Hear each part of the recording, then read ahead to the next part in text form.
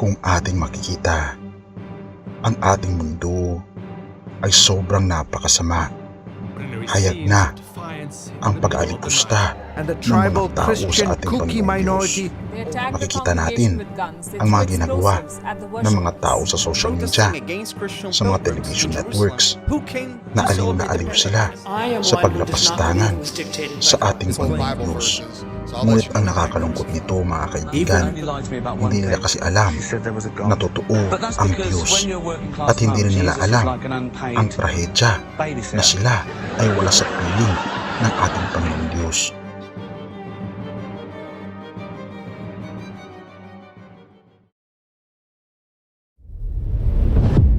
Sa buong banal na kasulatan, makikita natin ang isang tema. Si Jesus at ang mga apostol ay paulit-ulit na nagbabala na sa mga huling araw ay magaganap ang isang panlilinglang sa relihiyon na humahantong sa ikalawang pagdating ng ating Panginoong Hesukristo, ang relihiyon ng mundo. Ito ang relihiyon ni Satanas. Mateo 24 verse 24, sapagkat may lilitaw ng mga huwad na Kristo at mga huwad na propeta. Magpapakita sila ng mga kamanghamanghang himala at mga kababalaghan upang iligaw kung maaari maging ang mga hinirang ng Diyos. At Apokalipsis 12 verse 9, at inihagis ang malaking dragon, ang matandang ahas, ang tinatawag na Diablo at Satanas, ang dumadaya sa buong sanlibutan. Siya ay inihagis sa lupa at ang kanyang mga anghel ay inihagis na kasama niya. Apokalipsis 13 verse 14, at nadadaya niya ang mga nananahan sa lupa dahil sa mga tanda na sa kanyang ipinagkaloob na magawa sa paningin ng hayop, na sinasabi sa mga nananahan sa lupa na dapat silang gumawa ng isang larawan ng hayop na mayroon ng sugat ng tabak at nabuhay. Kaibigan, ito ang ating mundo ngayon. Ang ating mundo ay nalinlang ni Satanas. Kaya naman, ano ang binabanggit ng ating Panginoong Hesus sa mga tao noong panahon na siya ay nandito sa lupa, at ito rin ang kanyang babala sa mga tao sa huling kapanahunan? Bakit? Bakit ganun na lamang ang pagbibigay ng babala ng ating Panginoong Diyos sa atin? Ang rason ay dahil tayo ay nasa huling kapanahunan na.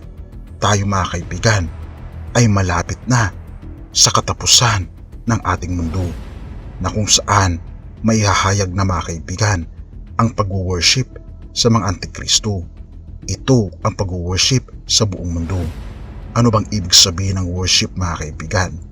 Ito ang isang bagay na nagbibigay puri sa ating Panginoong Diyos. Ngunit kung hindi natin binibigyan ng puri ang ating Panginoong Diyos, tayo ay nasa mundo. Tayo ay nasa piling ni Satanas. Lahat tayo ay biktima ng kasalanan, na kahit na nananalangin tayo, na kahit na tayo ay nagbibigay ng ikapu at offering, na kahit na tayo ay nagpa-fasting, tayo ay hindi tinitigilan ng demonyo dahil alam niya na maikli na lamang ang kanyang oras dito sa mundo, kaya doble ang kanyang trabaho upang tayo ay kanyang mahila palayo sa piling ng ating Panginoon. Binabanggit ni Propetang Hosea na bakit napakaraming mga tao ang mawawala, ay ito ay dahil sa kanilang pagmamahal sa mundo, at wala silang karunungan dahil hindi nila binabasa ang banal na kasulatan.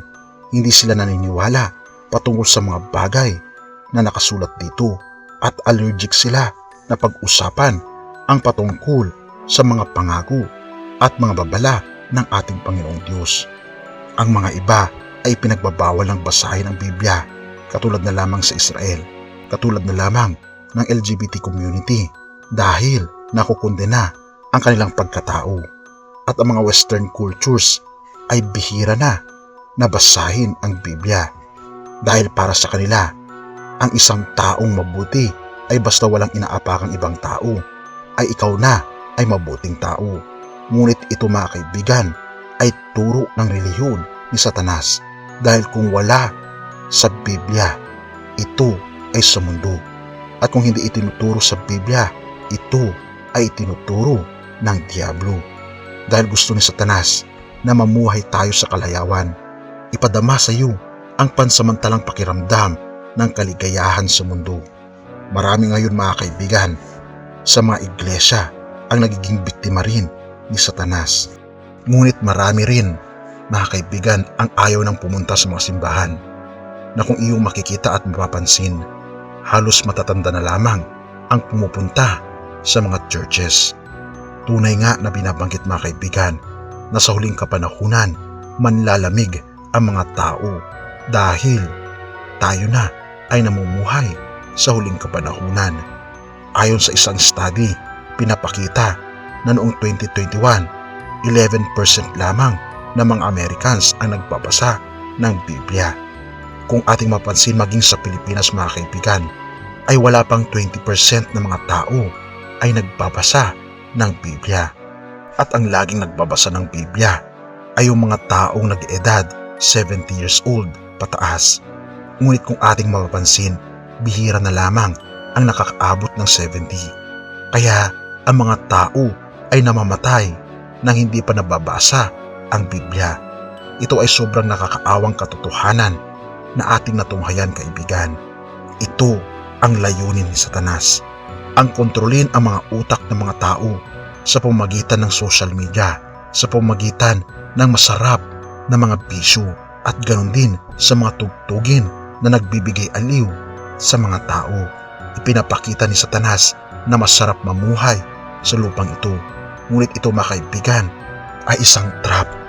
Ang trap mga kaibigan na tayo ay papunta sa impyerno.